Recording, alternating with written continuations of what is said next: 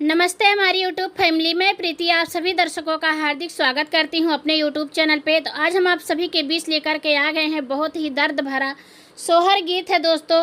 तो आप लोग इस सोहर गीत को ज़्यादा से ज़्यादा शेयर कीजिएगा और सपोर्ट कीजिएगा।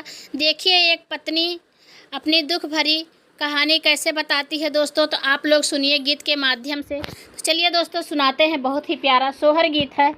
भगवान दाई दायक लाला नवा दुनिया तनवा मारेला।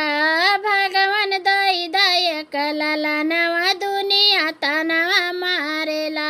भगवान दाई दायक लाला नवा दुनिया तनवा मारेला। सासु मार तनवा ससुर मार तनवा। सासु मार तनवा ससुर मार तनवा वनहु मारना।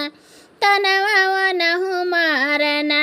जकरे भय संहरी भइल से नुरदनवा तनवा वनहु मारना। जकरे संहरी भइल से नुरदनवा तनवा वनहु मारना। भगवान दाई दायक लाला नवा तनवा वनहु मारना। भगवान दाई दायक लाला नवा तनवा सबही मारेला। जेठ मारे तनवा जेठानी मारे तनवा।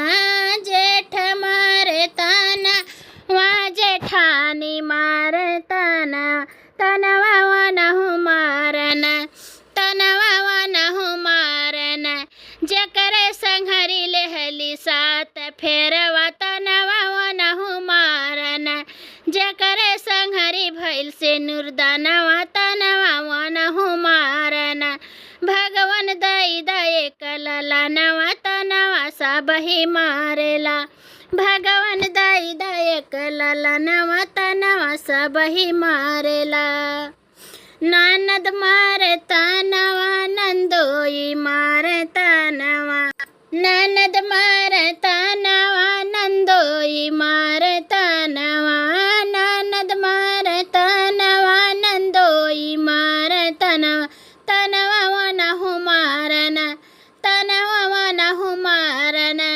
जकरे संहरी लेहली सात फेरवा तनवा वनहु मारना। तनवा वनहु मारना। जकरे संहरी भइल से नुरदनवा तनवा वनहु मारना। भगवान दाई दायक लाला नवा तनवा सबही मारेला। भगवान दाई दायक लाला नवा तनवा सबही मारेला। भगवान दाई दायक लाला नवा तनवा सबही मार